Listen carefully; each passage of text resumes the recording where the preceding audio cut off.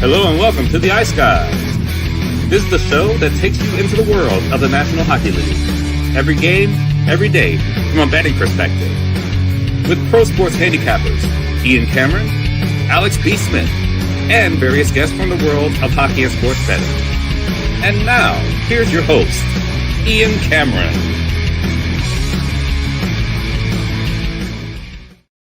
Welcome to the Ice Guys, Monday, March the 9th. Ian Cameron and Perlo with you. Alex B. Smith taking the day off just to recover and a little under the weather. He'll be back hopefully tomorrow with us on Tuesday, but we're here to break down a Monday NHL card, which has a pretty light slate. We have 5 games on tap, including a day game, a rescheduled day game between the LA Kings and the Columbus Blue Jackets. That game starts at 4 p.m. Eastern. And we'll get to that in a moment. Obviously, it was a great Sunday. It was Hockey Day in America. We had games all day, all night, some really good games, and, of course, topped off by one of the best regular season games. And I've been watching NHL hockey for 40 years. Tampa Bay Buffalo's right there as the best regular season NHL game I've ever seen. Now, I'm going to have to take some time to think about it, whether it's the best, but it's in the discussion. It's a contender. Make no mistake about it, for being the best regular season game I've ever seen. We'll save that one for the end. You know, save the best for last is what I always say on this show, Vanessa Williams style. We will save that till the end. We'll go through the other games first. And we started off with a great game. You know, this is kind of lost in the shuffle because of what we saw with the greatness in Buffalo last night. But Minnesota, Colorado to get the day started was a very entertaining hockey game. 2 good teams going at it. Colorado ended up getting ahead 1-0 in the second period by Nathan McKinnon's goal. Minnesota gets a couple of special teams goals, a power play goal from Kirill Kaprizov, and then a shorthanded goal from Nico Sturm to take a 2-1 lead. Nick Waugh, one of the newest members of the Avalanche, ties the game 2-2 midway through the third. The game goes to overtime. No goals take place. And then in the shootout, the Colorado Avalanche emerge with a 3-2 victory over the Minnesota Wild. And that, of course, we talked about it, how figured that game, you know, with the Minnesota overrun slowing down. And sure enough, that did stay under. But a nice win for Colorado. Remember, Minnesota had beaten Colorado in Denver just recently. So very solid job there by the Avalanche getting the win 3-2 over the Minnesota Wild. And another really good performance in net from Scott Wedgwood. I said it the other day, and I'll say it again. I think he's got to be the number one guy moving forward. I think he has clearly put himself in a position where he's got the upper hand. He's in the driver's seat over Mackenzie Blackwood. But that's up to the coach at the end of the day. I know if I was Jared Bednar, he'd be the guy for me. But nice win for Colorado there, and making the task a lot harder for Minnesota to try to track down Colorado for first in the Central Division. It's going to be tough to do that. Boston-Pittsburgh, this was a crazy game. I mean, we talked about Tampa-Buffalo being an all-time epic crazy game. Boston-Pittsburgh it turned into one of these games, too. It turned into a bit of a track meet in the last 2 periods after a low-event first period, which saw Boston get the only goal. A Pavel Zacha power play goal. He added to the lead 2-0. Pasternak then made it 3-0. It felt like Boston was going to just put away a nice quiet road victory, but Pittsburgh said, oh, not so fast. Shinikov power play goal before the second period ended was big to get them within 3-1. And then a couple of goals in 33 seconds from Connor Dewar and Anthony Mantha ties the game at 3. Pavel Zacha gets his hat-trick goal to go up 4-3. Anthony Mantha responds, and to get the game tied at 4, we go to overtime, and Thomas Novak wins it in overtime for Pittsburgh. We'll take it, Pittsburgh. Great comeback win for them. More road woes, more road brutality for the Boston Bruins. This is becoming ridiculous. I said it actually after the Nashville loss. It's becoming ridiculous with Boston on the road. They just cannot find ways to win away from home right now. And it's getting so bad. Like, you're not playing every freaking remaining game of the regular season at TD Garden. If you are going to try to maintain your spot in the playoffs, you're going to have to figure out how to win a road game. And Boston is really having those issues. That's an unacceptable loss. That's a brutal loss. You're up 3-0 in that game. Pittsburgh ties it. You actually go back up 4-3, momentum back on your side, and you can't hold that either. So very, very disheartening loss for the Boston Bruins. That game was crazy, though. You talk about chances. Oh my gosh, there was glorious. That was a grade A scoring chance bonanza, both sides, and a tough game for both Korpisalo and Shelovs to be involved in because the chances were just flying left and right. Yeah, Korpisalo, look, that's what you got to deal with him. He's not a guy that's going to steal the game for you routinely. And there was times I thought he was kind of abandoned by his team. They gave up too many good chances. I'm not going to really put it all on Korpisalo, but you do need a save every now and then. And he wasn't able to deliver it. But crazy game there, Pittsburgh with the 5-4 overtime win. This was an entertaining game. Again, lost in the shuffle a bit, but Chicago, Dallas, and the Blackhawks were very feisty. They jumped out 2-0 early in the first period. Dallas roared back to get 3 unanswered goals, take a 3-2 lead. Chicago with the extra attacker. Connor Bedard ties it 3-3, and then Miro Heiskanen in overtime, allowing Dallas to secure the 4-3 win. I like the over in that. I know Alex liked the over in that game as well. Blackhawks and Stars, talking about how Chicago's got a little bit of a faster, speedier, more offensive-minded lineup now when you take out Dickinson and you take out Murphy and you take out Colton Dach. Those are all good defensive guys. That's the thing we mentioned in that going into for Chicago right now, that less defense, more offense is kind of what we might be seeing with them moving forward. But Dallas escapes with the 4-3 win there. Like I said, Soderblom in net again, great. He was actually not bad. He did face 31 shots, but still gave up 4 goals. And Dallas comes back, gets the victory there over Chicago. Best bet winner, very easy. Detroit 3-0 against New Jersey. Really like them in this spot. I figured, focused. A good effort from them was required after 2 disappointing home losses against Florida and Vegas, and we saw it. John Gibson was terrific in net, but then he left the game due to an injury flare-up again, and Cam Talbot has to come in and finish the game for the Detroit Red Wings, and then he pitches a shutout the rest of the way. I thought Detroit played a pretty solid road game, did what they had to do. If you want to, snap out of it and make the playoffs, you can't be losing games to New Jersey, and the Red Wings were able to get it done there 3-0. So no sweat there with the best bet on the show yesterday with Detroit money line cashing pretty easily there in that win against New Jersey. St. Louis, man, I keep talking about I got to start betting St. Louis in spots with good prices. I got to start betting St. Louis in spots with good prices, and I never do. And I didn't again yesterday. I think I was, it's my affinity for and my affection for Anaheim did me in here. Like I think if they had been playing anyone else but Anaheim at that price, I would have taken St. Louis. Because look, this is what we see sometimes. Pressure's off. You've got a lot of your forwards healthy now. Holloway's healthy, and Robert Thomas didn't get dealt. And you're playing, some of your best hockey right now. Anaheim did not play well. That is part of the equation. We can't chalk this up all to St. Louis was great. Anaheim was just not really good at all in this game. Husso was. I thought Husso gave them a chance.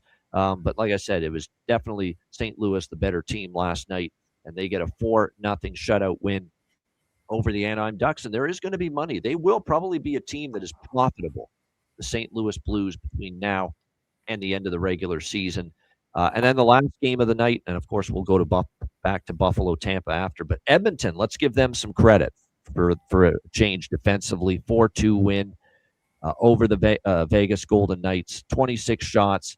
Connor Ingram was rock steady, but no doubt a step in the right direction defensively for Edmonton last night in that game. So we'll give them a little bit of that. Being said, Vegas has problems. There's something not right with the Vegas Golden Knights, and that's back-to-back home losses to Minnesota and obviously to Edmonton last night. But then still, you could talk about Vegas is struggling. There's no denying that, but we can't take all the credit away from Edmonton. They needed to step things up a little bit defensively, and I still think you will see at least marginal improvement defensively with obviously Dickinson, Murphy, and Colton Dach, especially Dickinson. Dickinson is a good shutdown centerman. Should, in theory, help this Edmonton team defensively moving forward. So good win there for Edmonton, much needed, and it's not going to get any easier. That's why this was important to win this game, because they've got a gauntlet. They've got the other 2 behemoths in the West coming up, Colorado and Dallas later this week, the Edmonton Oilers. So if you lose this game against Vegas to the team that's struggling the most of those 3, then that would have made the Colorado-Dallas games even more difficult.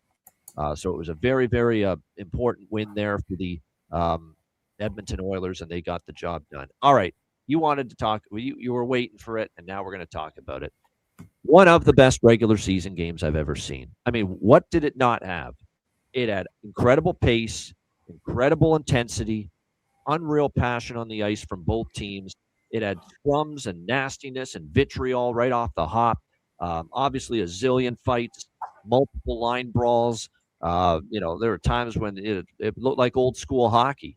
And it's so foreign these days to the new age of NHL because, Perlo and I were talking about this before the show started. We saw this crap happen. Not crap, I love it, but we saw this happen all the time in the 80s. There'd be multiple line brawls. There'd be times where you drop the puck and there's a line brawl. Clean it up, drop the puck, there's another line brawl. Clean it up, drop the puck, there's a fight. Clean it up, drop the puck, there's a fight. And it's just a constant cycle. And it takes forever to finally get to playing the game, playing hockey. And we saw all of that last night in the Buffalo-Tampa Bay game. All that was missing, you're right, was Ukko-Pekka Luukkonen picked a pack of pickled peppers, UPL fighting with Johansson at the other end of the ice. What's really the only thing missing was a goalie fight in that game. We're going to queue up the highlights of that game. It's a nice little highlight pack that the NHL put together of this game. We'll have it, playing in the background here. But there we go. We'll pop that up. There it is. I mean, it was just such an incredible game. We'll just have those highlights rolling in the background. But, and you know what also made this game amazing? Obviously, all the fight. Where do we start with the fights? Obviously, look, I think the main theme that I take away from all the violence on that ice was there was clearly a target that the Tampa Bay Lightning put on the back of Rasmus Dahlin. They targeted him. They singled him out. They said, "We think you're soft. We think you have no backbone. You have no ability to maybe defend yourself. We know you're the captain. We're going to go after you." And I thought, all things considered, Dahlin did the best he could trying to defend himself. And I thought he did a pretty good job, going against that narrative that, he needs his teammates to defend himself. I thought he hung in there with Darren Radish, very early in that game very well, all things considered there. But no doubt the Lightning targeted Rasmus Dahlin, and they made a point. That was clearly a game plan early, that we think we didn't like the Buffalo. First of all, it goes back to Buffalo punking Tampa down in Tampa recently. They put the boots to the Tampa Bay Lightning down there. And early in that game, you could tell Tampa Bay says, we're going to get physical. We're going to get nasty. We're here to tell you, you want this division? You want to take it from us? You're going to have to go through us to do it. And we're going to set the tone physically. And I thought from a Buffalo Sabres standpoint, that's why this team is different this year. They did not fucking back down. They had each other's back. They stuck up for one another. Dahlin against Radish, even when Radish was the aggressor there, he started swinging. He didn't just take it. He didn't just take punches. He started swinging. He started getting back to it, and responded and started to throw back toward Radish. I think that was important, obviously. And I love seeing the likes of a Peyton Krebs, dropping the gloves, which is not necessarily his thing, against a guy like Brandon Hagel, who does that a lot more routinely. That was great to see. You had obviously multiple. You had Kesselring go at it with Chernak. You had Beck Malenstein go at it with Corey Perry in that one. So, it was just unreal tension, unreal physicality, all the fights and all the line brawls. And then, of course, was the incident with Hagel and Dahlin in the second period where, Hagel just lost his mind there. He just ends up, he was not, he said, you're good. He obviously wanted Dahlin to drop the gloves. Dahlin was hesitant. And at that point in time, and then of course, Hagel just decided, I'm going to take it on myself and start chucking. And he just started throwing punches at Rasmus Dahlin. And what I loved is that the moment he started throwing those punches at Dahlin, who was defenseless because he wasn't going to drop the gloves with Hagel at that moment in the game, everybody flew in there wearing that Buffalo Sabre jersey. Everybody got in there and said, "That's our captain. Fuck you guys. You're not doing that. We're not letting that go. We're going after you. You're not touching our cap. You're not, punching our captain upside the head multiple times like that. and going to get away with it scot-free. Everyone ran to his defense. Everyone got after Hagel there right after that incident. That was great to see. We have come such a long way with this Buffalo team. Remember when they were getting excoriated for just standing around, doing nothing, doing fuck all, when Tage Thompson got just hit, got his brains just crushed in a big-time open ice hit, and he was laying there, and nobody did a thing about it. Remember that? And everyone went crazy talking about, oh, what a gutless team. What kind of a team is this? Tage Thompson, one of their best players, he's laid the fuck out right in the middle of the ice, and everybody just standing around doing nothing. What kind of a team is this? How do you have a look like that? Do you have a team that makes themselves look like that? Where one of the best players on the team, and you're just standing there, no response to the player that hit him. I remember it was a game against New Jersey, and nobody did anything. And then just to contrast that with what we saw from the Buffalo Sabres last night, with them all it was like a pack mentality, all going after Brandon Hagel when he was punching at Rasmus Dahlin. What a different mentality. Clearly, this team has gotten it. They figured it out. They know that if we're going to be a team in the true sense of the word, not only be a great team on the ice, but have great culture and a great dynamic inside the dressing room, we have to stick up for one another. We have to have each other's back. And that was something that was missing that night. And it is something that obviously we saw from Buffalo yesterday in that game. So the fights, the brawls, all of that was crazy. And that's not even talking, Perlo, about the goals and everything that was going on there, where Buffalo, with all this penalty issues that Tampa had, and they made Hagel pay, by the way, for that, because they scored on the power play right after that, Buffalo. But Buffalo goes up 3-0. Tampa Bay cuts the lead to 3-1. And then 3-1. That was a big goal for Tampa Bay, but Buffalo had kind of made Tampa pay with the power play right after the Hagel-Dahlin incident. Then Tampa scored to make it 3-1. Corey Perry, by the way, don't look now, back-to-back games with a goal since he's joined the Tampa Bay Lightning. But Alex Tuch with a short-handed goal, 4-1. And then, of course, all of a sudden, Kucherov on the power play, the former Sabres, Zemgus Girgensson, J.J. Moser, 3 unanswered goals at the end of the second to tie the game 4-4. And then in the third period to start it, all the momentum was with Tampa, and they score twice in the first 6 minutes, 6-4, and you think, oh boy, if they've taken over, it's done. And I thought it was done. Okay, and I can't tell a lie. I can't fabricate things. I thought this game was done, finished, when it was Tampa Bay 6-4. I'm like, they got all the momentum. Buffalo's shook. For the Buffalo Sabres to still just find a way and not give up on that. It has been so easy mentally to give up on this game. 6-4 down when we had a 4-1 lead at one point, and they've just scored 5 unanswered goals. So easy to say, you know what, we just blew our chance. We just blew it, against this team. But they didn't do that. We saw Sam Carrick respond and end up making it 5-4. Hagel comes back, makes it 6-4 for Tampa Bay. And you think at that point it's over at that point in time. But it wasn't. And then, of course, you got the Dahlin goal that got them back within one. 7-5, I should say, was the Hagel goal. 7-6, Dahlin. Jason Zucker scoring again. The tying goal, 7-7, with about 5.5 left. Tampa takes an ill-timed power play. Again, it's not just the penalties you take. It's when you take them. That's a bad time, Perlo, to take a penalty when Buffalo scored twice to make it 7-7 late in the third. Tampa takes a penalty, and on that power play, Josh Doan ends up getting the eventual game winner, and Buffalo hangs on at the end, finally digs in defensively just enough at the end to escape with an 8-7 win in an all-time classic, an all-time NHL regular season classic. And we begin Monday, March 9th with the Buffalo Sabres alone in first place in the Atlantic Division, now leading that division by 2 points over the Tampa Bay Lightning. Incredible game, incredible atmosphere. The Sabre fans deserve so much credit. That building was packed. It was loud. They were on fire. They were electric for that game. And it's a reminder that when Buffalo is a good hockey team, the Sabres are a good hockey team, that building is as good as it gets as far as an environment. and an atmosphere, and we saw that.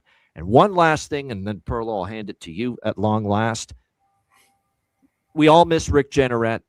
We all, in the bottom of our heart, in the pit of our hearts and stomach, and we want Rick Jeanneret. We wish he was still here calling Sabres games. He would have just been at his absolute peak calling that game, calling that insanity last night between the Tampa Bay Lightning and the Buffalo Sabres, and we miss Rick Jeanneret to this day. But I'll say one thing about Dan Dunleavy, who is currently the play-by-play voice of the Buffalo Sabres. That's the best game he's called. He was terrific. He was not good. He was great on the call. Great. And a lot of Sabre fans tweeted and posted comments on Twitter to Dan after that game saying, that's the best game you've done behind the microphone since taking over for Rick Jeanneret. And look, this guy's in a lose-lose situation. He's taken over for Rick Jeanneret, an all-timer, beloved in Buffalo, 50 years doing it behind the microphone. No one would want to fill those shoes. It's impossible to fill those shoes. But I thought Dan Dunleavy, kind of arrived last night as, okay, you know what? We miss Rick. We wish he was still here calling the games, but Dan's our guy now as the voice of this team. And he made a great account of himself last night. Dan Dunleavy calling that game. I thought he did an outstanding job. I think it probably was the best game. Remember, Dan Dunleavy has not called many meaningful, impactful, big-time Buffalo Sabres games for the last several years because they've been shit all these years. So he hasn't had the opportunity to call big-time, important games like that. And obviously he's going to have a chance to call a lot more of those games the rest of the season. So hats off, tip of the cap to Double D, Dan Dunleavy. I thought it was a great call from him last night on the Buffalo television broadcast. All right, Perlo, enough of me. Finally, let's get to you. Your thoughts on that game and everything else on Sunday. I got to finish up here at 3, so I'll keep it quick. But I got the impression early in that game, the Tampa wasn't really worried about winning this game. I don't know what Dahlin did in previous times, but it's not just about you're soft or whatever. Dahlin has a way. He's one of the sneakiest kind of dirty players out there. He did something. And I think they were just basically sending a message that, okay, whatever, this is a regular season game, but whatever happened, we're going to put our muscle on you. We're going to tell you you're not doing that again. It's a really good chance there's a possibility they play Buffalo in the playoffs down there, and they want to send a message that we're not taking anything from you. And I thought Buffalo, like you said, I mean, this is not something Buffalo of past couple of years here would have been doing at all. It's been they've done a really good job there, like you said, of building a culture now. And I want to say something a little under the radar. That pickup of Carrick was better than I even really. Him on the ice kind of brought that almost like Kachuk bravado. He had a smile on his face the whole time. You can tell he's just one heck of a character. Great scrap with him and Sabrin. I didn't mention that. Yeah. He took on Sabrin, and he's just one of those guys that'll bring you into the war. And Buffalo hasn't had much of that in the past. And it was a great job for them to pick him up, but great job by Kekalainen to get guys like Doan, these guys that are building this great culture. Tuck would look like pretty fierce out there. This is a team that's got balls now all of a sudden in one season, and more than that, they're playing just. They did not take one step back. They did not back down 1 inch from that Tampa Bay team last night. Not one. And they did it sort of almost with a smile on their face. That's what I like more than anything. It's one thing to get all frustrated and, you get the Evander Kanes that finish the series and won't go shake everybody's hand and get all butthurt about it. It's another thing to do it with a smile on your face. If you look at Florida Panthers the last couple of years, they'll go this way and they'll do it with a shit-eating grin on their face, happier than hell to do it. And I saw that with Buffalo last night. That's really awesome. That is what hockey is all about. You talk about back in the days when this used to happen on a more regular basis, but we talked about it before. And you talked about it after. This did happen on another regular happen more on a regular basis. But there's one thing I do have to say. That game back then didn't have the speed that this game does. If there's one thing we really appreciate here is the talent level and the speed in today's game. And then you throw in the fisticuffs and all the stuff and that kind of intensity and compete. It's a beautiful game. It just makes it. I think it's actually better in a lot of ways for that matter. For that reason, Wayne Gretzky himself said the talent you're seeing now is nowhere near what we were back in those days. He said it himself, and it's true. These guys are faster, stronger, and that game showed all of it. And it was beautiful to watch. It was a great game. That's about all I'll say about that. The other games, I'll just tap into a few things that I found interesting. You're talking about the Bruins on the road. That's really where their depth starts to hurt them, their forward depth. I mean, their third and fourth lines are really tough up against other teams' top lines. They can protect it at home, and they've got a lot of heart. Bruins still got a lot of heart, but there's not much depth in that lineup, which really burns them on the road. And possibly, they'll end up falling out, which I kind of hope because I got Ottawa to make the playoffs. But it's something they're going to have to take care of in the offseason, and I don't really think it's going to change. That Avalanche Wild game is really good, too. That was an excellent game back and forth. I thought Avalanche carried most of it, but I mean the Wild did have a lot of shots on there, and they kept in the whole time and made it. It was a really good game. Overall, watching that game, I still say Avalanche is a class of that West. It's going to be pretty hard. They're a wagon. They're probably gonna roll. Blackhawks Stars is something that we'll get into when we get into the games. I think is when you have teams that have nothing to play for, you're going to have situations like this where they'll come back or they'll get up early or something like that. They're playing loose. The shooting percentages go up, and that's the reason why I like the over just like you did. It was my biggest play yesterday was the over and the Stars team total over. Had the Wings like you did for all the reasons you said. Messed up on the Blues. I don't know what I was thinking because the Ducks coming off those two big Colorado-Montreal games, it was silly for me to even put a dime on the Ducks there. And sometimes you just look back and go, what were you doing there? And the Oilers, Golden Knights, I bet them that plus 2,000 to miss. We'll see if it happens. I mean, I didn't really think of it. And the first time in 13 Oilers games. Yeah, the first time in 13 Oilers games below 7 goals total for the game. So the streak ends. Yeah, I'm not going to be straying away from the overs still after that game. Doesn't matter. But that's what I get from that. It was a great night. And let's get into the card. All right, good stuff. And Perlo's got a 20-minute. We got to get him out of here in 20 minutes. But what we'll do, Perlo, is if we don't get through every game before that time, we'll just right before the top of the hour, we'll run through the rest of the games just with your thoughts, and of course, we'll get your bargain bin and best bet before you get on out of here. No problem with that. One last thing to note about yesterday. I have to put this up now. If you're listening to the podcast, you won't see this. Everyone talked about how whatever photographer in Milan, Italy, took that photo of Jack Hughes after winning the gold medal for Team USA and scoring the game-winning goal with that photo of him with the bloody, the missing teeth and the bloody teeth area, and then of course the American flag draped over him after winning gold. They said that's one of the best photos ever taken, especially hockey. I would rival it with this photo taken of the Hagel and Krebs fight. Cool, yeah. And I'm going to put it up on the screen right now. This is that's as good as it. Look at that picture, man. Oh, they say picture says 1,000 words. Yeah. That photographer just, maybe took the shot of his life right there. Yeah. Of his career, getting this still image here of the mayhem and the carnage last night in Buffalo. Between the Lightning and the Sabres.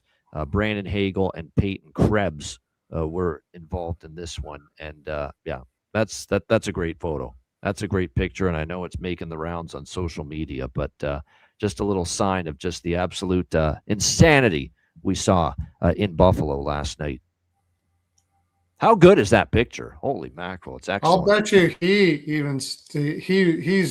was so, like, when he looked at that, he's like, lotto ticket, unbelievable. He must have been so happy that he had pulled that off, because that is fantastic. Yeah, He got it at the right time, especially when you see Hagel, with the struggling to get out of the way, facial expression, and the Peyton Krebs, like, I want to fucking kill this guy, facial expression on the other side of it.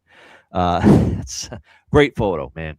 You talk about just timing it right, just hitting that snap button at the right moment. He did that there with this picture. Great stuff there, Hagel and Krebs from the game last night. Hopefully we got some great stuff in mind for this Monday NHL card. It is time to break it down, and we will begin with LA and Columbus. Right now we've got Columbus minus 145, home favorites, 6 the total. Note the start time. This is an afternoon game, 4 p.m. Eastern in Columbus. This is rescheduled because of a snowstorm, which canceled the game that was supposed to happen earlier this season between these two teams. I'm on Columbus here. That being said, it's a situation where all of a sudden we've got the number has climbed. This was minus 120 to minus 125 with Columbus. It's up to minus 145 now. I still like Columbus. It's getting a little expensive now at minus 145, but I think it's a situational advantage for them. They've been at home since Saturday. Why does this thing keep disappearing here? Hold on. What's going on? I'll have to figure out why this is, but all right. Anyway, LA and the graphic just magically keeps disappearing here, but anyway, we'll get that back up. But yeah, I mean, it's a scheduling advantage for Columbus. They've been home since Saturday. LA's traveling, obviously, from the West Coast after losing to Montreal, a heartbreaker to Montreal. They deserved a better fate. I guess the biggest concern is this team's played hard under DJ Smith, but hard's only gotten them to 1-2, in the 3 games since the coaching change. And if you're Columbus, you're going to be frustrated that, you lost to Utah, although I think Rick Bowness alluded to it after the game. You're very thankful that your team showed great resilience and no quit, because you were down 4-2 in that game in the third period, and you got those 2 goals to tie the game and get a huge point. So even though they lost that game, to be able to get a point out of that was significant. So yeah, I took Columbus. I got it at minus 130. That price is gone. Minus 140. I still like it. Lean that way for sure. I like this spot for the Jackets. I'm going to sprinkle on over 6 pregame, but I'm going to wait for a 5.5, and we'll bet over 5.5 live, because I'm still riding the Kings overs. 3-0 to the over since the coaching change. I am kind of worried this is a spot where Columbus might try to tighten it up after giving up 5 to Utah. So we're going to temper our enthusiasm a little bit with the Kings over. I don't like it nearly as much as I did the last few, but a little over 6 sprinkle pregame, and I'll add 5.5 live if it shows up, plus Columbus money line in this one for me. Perla, what do you think here, LA Columbus? Yeah, I'm still rolling with those LA overs. I'm going with my theory. Not as much of a favor of it here because it's kind of a day game. Columbus has been playing better defensively. I have my finger on maybe Columbus team total over, because if it is, it's probably them that's going to be getting the goals more than LA. But I don't think it's going to change here. I still say DJ Smith is not really a good defensive coach.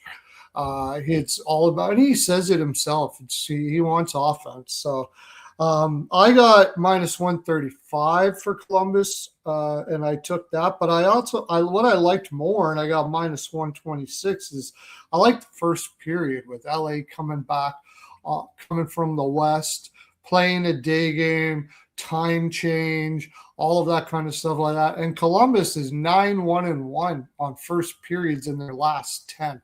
So, and LA has never been a good first period road to, or hasn't been this year anyways. So I like Columbus first period and a little bit on the puck line as well. I got Olivier and Garland as some goal props there if you want to throw those out. All right. As far as my props, I'm riding the 2 players here that are one for each team that have scored now in back-to-back games. Alex Laferriere for LA. Matthew Olivier has scored in back-to-back games for Columbus. So we're going to take Laferriere to find the back of the net for the Kings.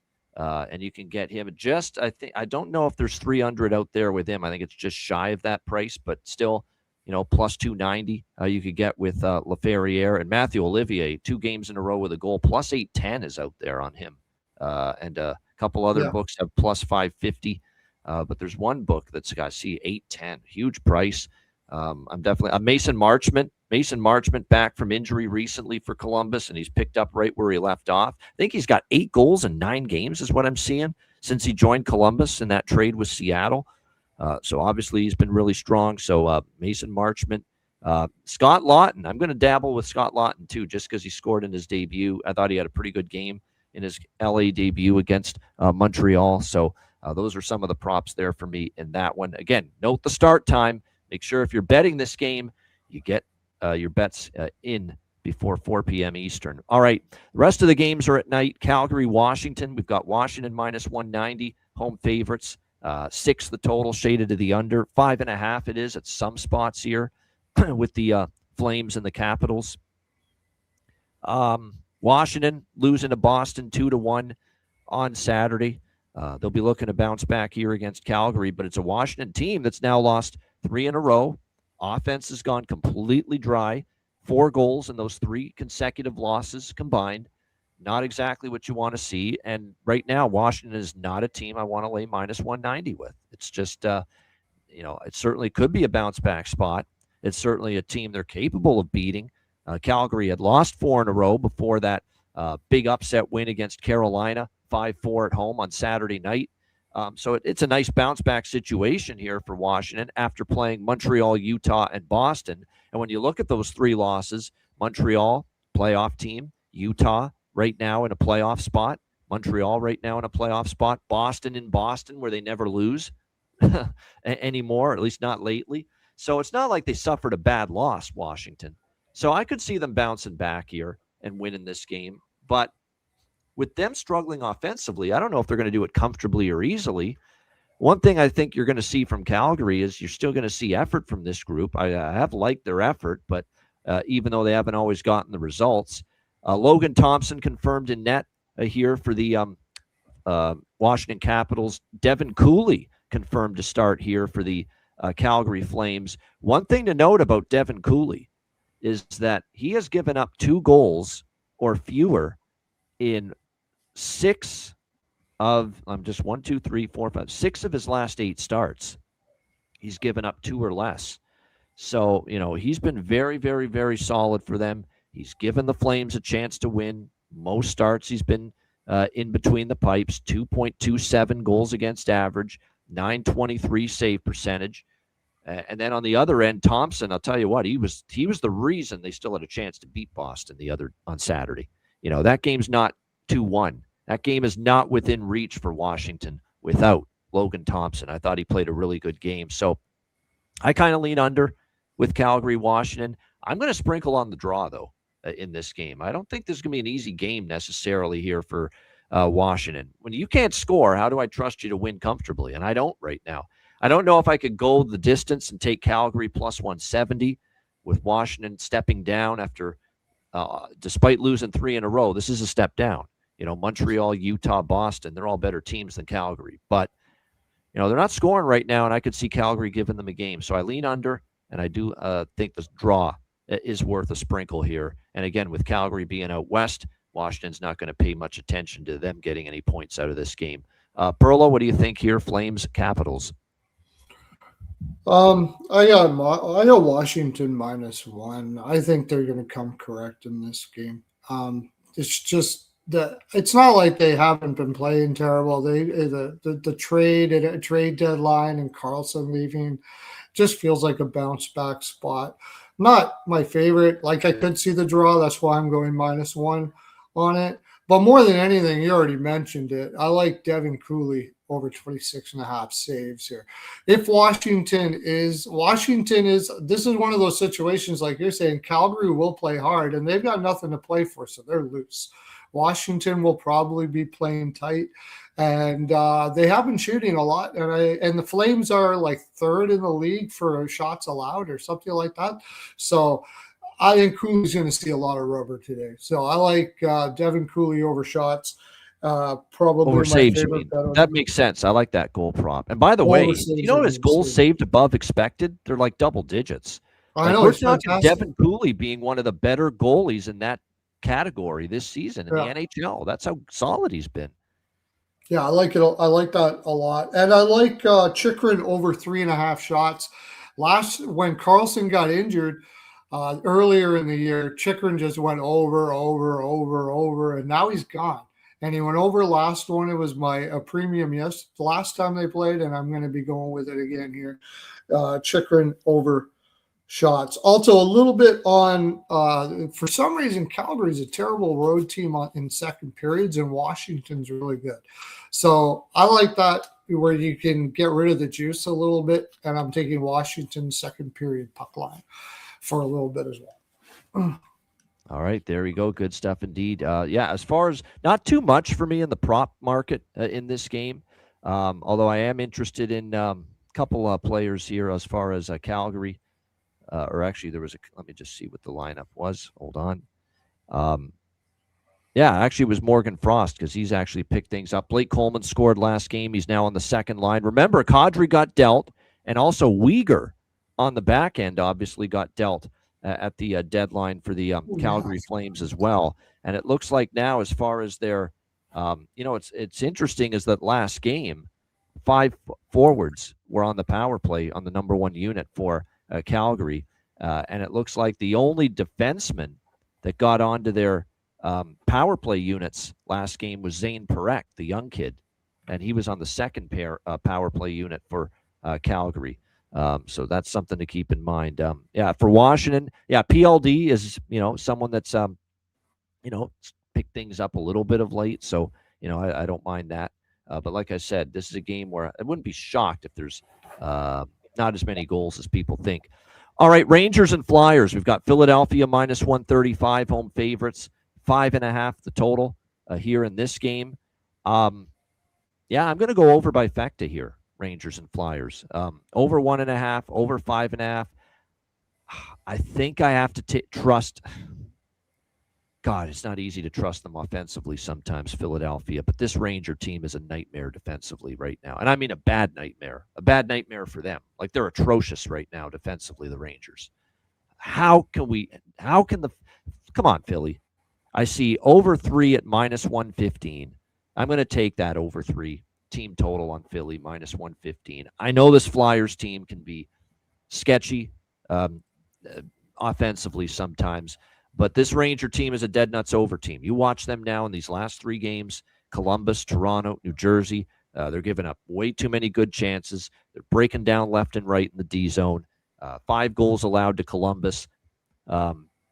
They only gave up 2 to Toronto, but they gave up tons of chances there. And then the 6th spot against New Jersey. And I don't think you can go too crazy about them only giving up 2 against Toronto because Toronto's offense has been in the tank lately. So, like I said, I think this is an over by Fecta spot for me. It has to be with the Rangers right now because that's just the kind of games they're playing. And they're actually starting to score now. So we'll give the Rangers a little credit. They have scored 3 goals plus now in 4 straight games. Now they will face Dan Vladar here, who has been pretty solid lately for the Philadelphia Flyers. He did give up 3 goals against Pittsburgh, but the Flyers were able to win that game. Let me just give a quick look versus the New York Rangers, if I can. Let me just give the quick numbers here. Dan Vladar versus the New York Rangers. But I know Pittsburgh was not one of the teams he had better numbers against. The Rangers, let me see. Actually, he does have pretty good numbers against the Rangers. But overall, the numbers have been really solid. So I guess that's the big fear. Can the Rangers contribute? That's kind of why. Series history says over. The Rangers' pace of play, style of play right now says over. That's why I'm on the over by Fecta. But I feel like I want to have Philly team total as part of it because this could be a game where Philly gets theirs, maybe not necessarily the Rangers get theirs, right? So could it be 4-1? Could be. But I think Philly gets their goals. They should because the Rangers are just a disaster to me right now. When I watch them, they have no structure. They have no foundation defensively to lean back on right now. So that's what I'm going to go with here. Philly team total over and the over by Fecta. Perlo, what do you think here? Rangers, Flyers. I have a tough one with this one. Again, Vladar is 20.5. That seems low. I think the Rangers should get over 20 some shots on them. But I like to draw. I think it's going to be whoever gets up, whoever goes up, whoever gets down. Rangers are playing hard. Like even in the Jersey loss, that was close for most of it. Yeah. I'll take that bump kit up on the top line for plus 500. But couldn't get a really good read on it. My initial thinking was this would be an under, but then I don't like the under because neither team is going to see that. The Rangers have been playing overs, but Rick talk, it's still going to be defense. So I'm having I'm having a tough time with that game. I do like the draw, and I like that Vladar over saves. That's also why you're getting a 5.5 total with the Rangers right now, because it's Philly. Because they're playing Philly. So I feel like I still think we've got value to take advantage of that. Yeah, now we do have some strong draw history here, so I don't mind that look either. 2 of the last 3. Rangers have gone past regulation 3 of the last 5. Philly's gone past regulation in 5 of their last 9. So, the draw's probably got a little potential here in this game as well. There's not really much I did here as far as the goal props. I will say, though, it's odd. Will Cooley and Gabe Perreault for the Rangers are who I'd look at on their side. Oh, forgot about Perreault. Gavrikov has scored in 3 straight games. I got to imagine that's not going to continue for much longer. But, I mean, if you want to ride the wave, he's plus 750. And like I said, he has scored in 3 straight games for the New York Rangers from the blue line. So if you want to ride the wave, you can. Connor Sheary with 4 goals in 5 games versus Vladar. Yeah, makes sense. And plus 500, and he's going to get some power play time too. So that's definitely something worth keeping in mind for sure. All right, Utah and Chicago. We've got Utah minus 210 road favorites, 6 the total here in this game. Now, with Chicago right now, we've talked about it. They're a weaker defensive lineup now after trading away Dickinson, Murphy, and Colton Dach. There's no doubt they're a faster team. They're a weaker defensive team, and they probably have a little bit more offensive potency since those deals were made as well. It looks like tonight Vitek Vanacek getting the start for Utah. Spencer Knight is still out with that illness. He did not travel on the road trip to Dallas. They are back home now, but he's still no good to go. Still dealing with that illness, and they're not starting Soderblom again, so it will be Drew Commesso getting the start here for the Chicago Blackhawks. His 3rd appearance this season for this team. He started against Nashville the last time we saw him, and he was terrific in that game. Gave up, had a 36-save shutout against the Predators back on January 10th, but he also did start the night before against Washington, and they lost that game 5-1. He gave up 5 goals. So we've seen one exceptional start from Commesso and one not so good start. But clearly he improved from start 1 to start 2, because the first start was the one where he struggled. And then obviously he was a lot better in the second start when he shut out the Nashville Predators. So it's going to be interesting to see how this plays out. This is my game that I have a hard time. Chicago's a team I want to bet overs with right now. A lot of that was Soderblom in the equation. Commesso, they're going to want to maybe play hard for him, pay more attention defensively a little bit. He did have a shutout, 36-save shutout the last time we saw him start in between the pipes for the Blackhawks against the Nashville Predators. So this is a game where pregame I'm going to probably stay away. But my pregame lead right now, Chicago is another team. It's over or past with their totals, but as of now, I passed on this one. Perlo, what do you think here? Mammoth Blackhawks. This is a revenge game. Chicago just beat the crap out of Utah a while ago, not too long ago. I think Utah slams here. I took them -1. They're undefeated on this road trip. I know I ain't betting against them. Yeah, I know it has been a long road trip too, but I think the Blackhawks are coming in a little bit satisfied as well too. I think Utah's going to win this. I took them -1, not for a lot, but for a little bit. Again, the total with me is a little funky as well. I wish Alex is in. He knows more about the Camesso and the goaltending and stuff like that. It's weird here because it's he's playing for a contract. He could go out. Utah has never played against that. We see that a lot when you've got these young goaltenders or goaltenders they haven't seen before. It takes a little while for them to figure it out. So I'm just going to take Utah -1. And I got to get going here, so I'm going to give you my rest of for the Canucks. I'll tell you what they are. Let me just get the graphic up on the screen and tell people, Perlo, what the line is. But yeah, Perlo's got a run, so we'll do Ottawa, Vancouver with him right now. Ottawa -220 road favorites. The total's pretty much 6.5. There was 6s at one point, but those 6s are gone. We're seeing 6.5 with the total right here. Senators and Canucks. So there you go. I like Ottawa team total over by Fecta in this game, but more so to the full game over, but that Ottawa team total over as well. I don't think there's a letdown. I think they know that they got to keep the pedal to the metal. Vancouver's a beatable team. So Ottawa team total over and over by Fecta for me. Perlo, what are you liking here? I forgot one thing with the Rangers game. Rangers I think they won 11 straight over first period. So I'm going to take that over first period and 1-1 exact score. I really like that 1-1 exact score. Is it really 11 straight? How did I not know that? I guess I didn't keep up that. I think it was something like that. But I'm with you about the Senators team total over and the over for the game. I think this will be a pretty loose game. I don't think the Canucks will get a lot of them though. So give me the team total over on that.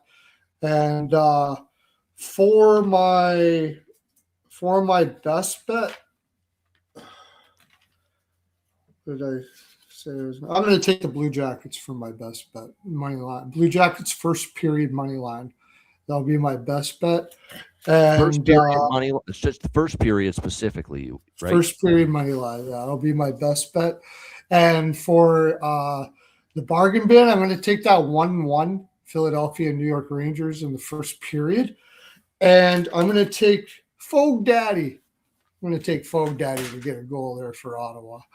So that's there you go. Warren Fogle for Ottawa. Yeah, and of course he scored in over the weekend against Seattle in that very impressive blowout win against the Kraken. So there you go. Warren Fogle and that 1-1 correct score with the first period Rangers and Flyers for Perlo. And his best bet is Columbus first period money line against Los Angeles. All right, Perlo. See you tonight at 9:30 Eastern. Go follow me up there, of course, at Perlo's House of Exotic NHL Picks Frolic. And thanks for having me on. It's always fun to do this, man. Take care. There you go. Perlo has got somewhere to be, so we let him loose early today. So thanks to Perlo. He'll be back Wednesday, of course, as usual. All right, let's go back. Well, I wanted to wrap up Utah-Chicago. I will live bet Utah if they fall behind in this game. If they fall behind, I just don't want to bet them pregame at a price like this. Now, this is they're facing Chicago again for the first time since, remember, they had that brutal no-show against Chicago at home, and Tourigny called them out. We've talked about that incident a lot, where he called them out after that, terrible game, that terrible effort against the Chicago Blackhawks on home ice. So it is revenge here for Utah. At the same time, usually in these great road trips, when you've won every game and it's the last game, sometimes complacency can set in. You get a little excited about going home. So that's why for me, while I'm interested in Utah, I'm going to wait, see if they fall behind. Maybe there's a little burst early from Chicago and then Utah comes back later. So I'm going to play Utah live if they fall behind at a plus price. That's going to be my intention here when it comes to this Mammoth and Blackhawks game. As far as props here for Utah and Chicago, I'm going to go back to Carcone. We have to. 2 straight games with a goal. This is a guy that was beyond streaky the last couple seasons. This is a guy that's put together 4, 5, 6 game goal scoring streaks in the past. Now he's gone back-to-back games with a goal. So I like it. Michael Carcone, he's a streaky son of a gun for the Utah Mammoths. So that's a goal prop on their side I'm interested in. Krause and Gunther probably as well for the Utah side. For Chicago, he tied the game against Dallas, and, people are always saying with him, shoot the puck. And right now, you're seeing him shoot the puck more. 6 of the last 10 games now, he has scored a goal for the Blackhawks. Connor Bedard, of course. Again, the prices aren't great, but you're definitely seeing him chip in and make it happen right now for this team offensively. So that's definitely something to roll with here if you're looking for Chicago. Connor Bedard. Green is still on that top line. He's been pretty quiet lately. I'm probably going to wait, see if he ends up coming, getting things rolling here as far as offense before I start betting a goal prop with him. That's for sure. Look, Alex is in the chat. He says Frank Nazar, something to consider here as far as Chicago finding the back of the net. Yeah, and as we talked about with Perlo, Ottawa, Vancouver, -220, road favorites. The Sens, 6.5 the total. I like Ottawa team total over 3.5. I know Lankinen is in net for Vancouver, and he actually played one of his better games against Winnipeg. Really, really strong he was. He's the reason that game got to overtime against the Jets on Saturday night. But putting back-to-back good games together, I don't really trust him to do that for this Vancouver Canucks team. This is Ottawa now. The team totals over 3.5 at -126 at Pinnacle. It's a good enough price for me. I think Ottawa can get 4 goals. I think Vancouver will chip in some, though. James Reimer is starting for Ottawa. They're giving Linus Ullmark a rest here tonight. He's not going to start. And James Reimer hasn't played in a while for this team, and it certainly hasn't played since the Olympic break ended. So, again, we question whether he's going to be at his absolute best here going into this game tonight for the Ottawa Senators. But it is James Reimer for the Sens. So I think Vancouver might be able to chip in a little offense here in this game tonight as well. So I like the over by Fecta, and I'm also on that Ottawa team total here over 3.5 tonight. Jake Sanderson, by the way, he is out for the Ottawa Senators tonight. Of course, he got injured on Saturday against Seattle, sustained this upper body injury, and he's a big loss. Now, Nicholas Montempalo is the guy that's going to enter the lineup. Thomas Chabot's the guy that's going to get a lot more run on the blue line now moving forward for the Ottawa Senators. So he becomes the player prop target for sure for the Ottawa Senators moving forward. Is that, he's going to get a lot more of the minutes, a lot more of the ice time here for the Ottawa Senators on the back end moving forward. Game time decision for Brock Besser. He left the morning skate early for Vancouver. And right now they've got him listed as a game time decision here for this game. And the fact that this is a team that's going nowhere, it's not like they're in a rush to put him in the lineup if he's even feeling any sort of issues. So the fact that was left the ice early and is being called a game time decision, I'm not saying for sure he's not playing, but it kind of has me leaning toward that he's not playing here for the Vancouver Canucks tonight. Evander Kane is also a game time decision here for Vancouver. As far as props for them, I mean, Höglander with Pettersson and DeBrusk, there's still some value with Höglander. I did mention Liam Öhgren going into the game against Winnipeg now that he's been moved up to the top 6, and he scored one of their 2 goals against Winnipeg on Saturday. So maybe it's a Liam Öhgren night here for the Vancouver Canucks, and I don't mind going back to the well with him as far as goal props. Obviously, for Ottawa, we got to keep rolling with Dylan Cousins. Now, the prices aren't bargain bin for him, but still, you can get up to +240 for Dylan Cousins to score for Ottawa. He scored in 4 straight games. Perlo mentioned Warren Fogle. I don't mind it at +500. He scored in his Sens debut. So Warren Fogle for Ottawa, I like that. So those are some of the props I'd be looking at there. Öhgren, Fogle, Cousins, Pinto. Give me Pinto, too. Shane Pinto. Shane Pinto is streaky, too. Couldn't buy a goal, and now all of a sudden back-to-back games with a goal for Parlay Pinto for the Ottawa Senators. So I'll look at a goal prop for him tonight as well. Great stuff. Shout out to everyone. Hit the like button. We appreciate it very much. WizardSportsPicks.com. Check out the website. Number 1 ranked in both NHL and college basketball this season at WizardSportsPicks.com. It's been a great run in both sports. NBA has been profitable as well. March Madness is right upon us. Conference tournament week, NCAA tournament next week. Tons of NHL and NBA still on a daily basis. MLB right around the corner. So make sure you check out the website. Daily premium picks and long-term 3-day, 7-day, 30-day, 1-year all sports passes available. Check it out, wizardsportspicks.com. And, of course, patreon.com/iceguys, $10 per month goalie charts, totals charts, daily betting cards, sides, totals, player props posted each and every day on the website. If you're a Patreon Ice Guys member, I've currently posted a link to my Dub Club All Sports subscription service, which I am discounting $50 off a monthly subscription to all of you, just as a way to acknowledge you for your support of the show. That's available on the Patreon page as well. And boy, was it a great weekend in all sports, especially college basketball. College basketball was tremendous this weekend. Hopefully it's a sign of things to come, and we can keep it going the rest of conference tournament week and next week in the NCAA tournament as well. So all of that and more on the Patreon page as a member. The best $10 you'll spend. And again, your membership goes a long way to supporting the show and keeping it going long term. So check it out and get on board. $10 per month. Patreon.com/Ice Guys. And of course, the Ice Guys store. Make sure you check out all the great gear, all the great merchandise available at the Ice Guys store. Remember, the weather's starting to warm up, so t-shirt season, a ball cap season, you name it. It's that time of year with the weather warming up. So check out the great gear and merch at the Ice Guys store. That's at iceguys.myspreadshop.com. All right, bargain bin special of the night and best bet coming up right after we hear from our great Ice Guys sponsors.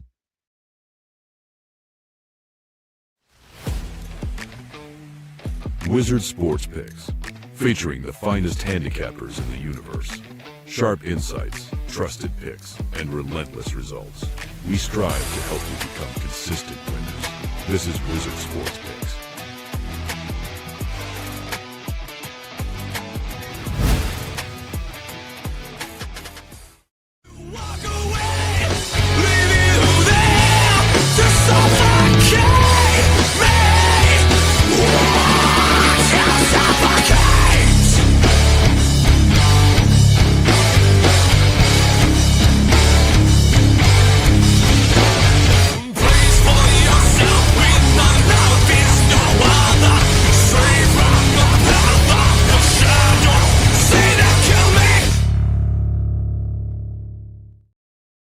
All right, it is bargain bin special of the night for this Monday. Perlo gave you his already. Warren Fogle for Ottawa, a goal prop, and he gave you a first period correct score prop.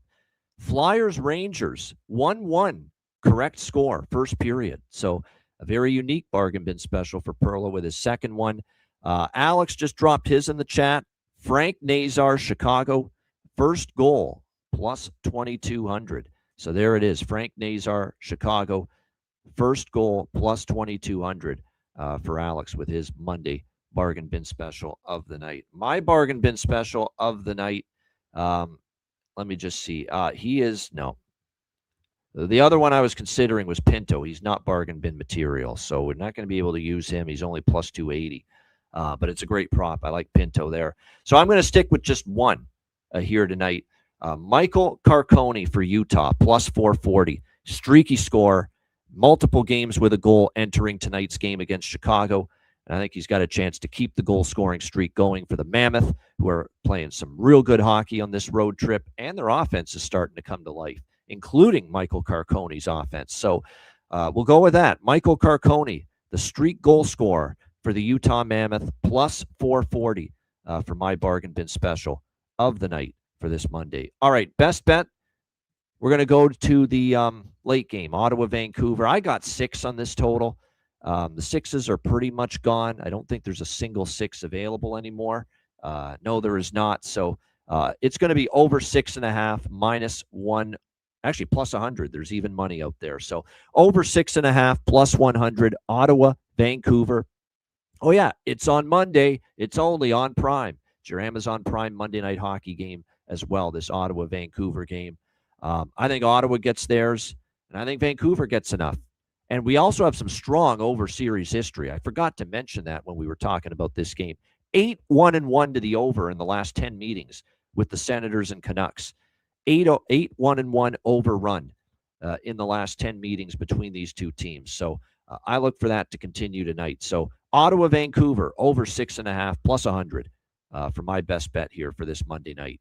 All right, shout out to everyone. Appreciate it. Thanks for tuning in. Hit the like button. Big card tomorrow. very much looking forward to it on Tuesday. Alex will be back most likely, and Matt Robinson, of course, in the house as he is on Tuesdays. Looking forward to tomorrow's show. A reminder, the Ice Guys is live 7 days a week, Monday to Friday, 2 p.m. Eastern, Saturday, Sunday, noon Eastern. If you can't watch the show live, download the Ice Guys podcast in audio form on all major podcast platforms, Google Podcasts, Apple Podcasts, Spotify, Stitcher, iHeartRadio, Amazon Music, and more. Download the Ice Guys podcast when you can't watch the show live. For Perlo, who joined us earlier, I'm Ian Cameron. Have a great Monday. Enjoy the games and good luck. And we will be back with you tomorrow on Tuesday, 2 p.m. Eastern, for another edition of the Ice Guys.